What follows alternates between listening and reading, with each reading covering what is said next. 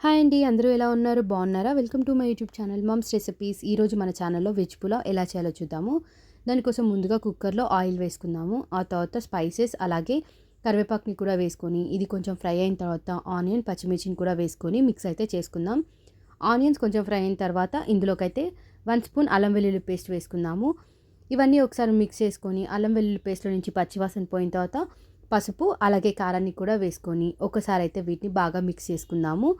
ఇది కొంచెం ఫ్రై అయిన తర్వాత ఇందులోకైతే మనం ఆలూస్ అలాగే క్యారెట్, బీన్స్‌ని అయితే వేసేసుకుందాం. ఇవన్నీ ఒకసారి మిక్స్ చేసుకొని ఇందులోకైతే మన టేస్ట్‌కి సరిపడా ఉప్పును కూడా వేసేసుకొని మిక్స్ చేసుకొని మూత అయితే పెట్టేద్దాం. ఒక 5 మినిట్స్ ఇది బాగా మగ్గిన తర్వాత ఇందులోకైతే గ్రీన్ బటానీస్‌ని అయితే వేసేసుకుందాము. ఆ తర్వాత ఇవిని కూడా బాగా మనం మిక్స్ చేసుకొని ఇందులోకైతే మనము గరం మసాలా కూడా యాడ్ చేసేసుకొని ఒకసారి మిక్స్ చేసి అయితే మూత పెట్టుకుందాం. ఇది 60% అయితే బాగా మగ్గిన తర్వాత ఇందులోకైతే వాటర్ యాడ్ చేసుకుందాం.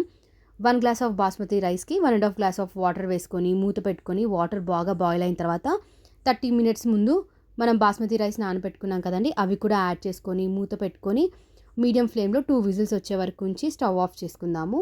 తర్వాత 15 మినిట్స్ రెస్ట్ ఇచ్చి మూత ఓపెన్ చేస్తే ఎంతో టేస్టీ అయిన వెజ్ పులావ్ అయితే రెడీ అయిపోయింది.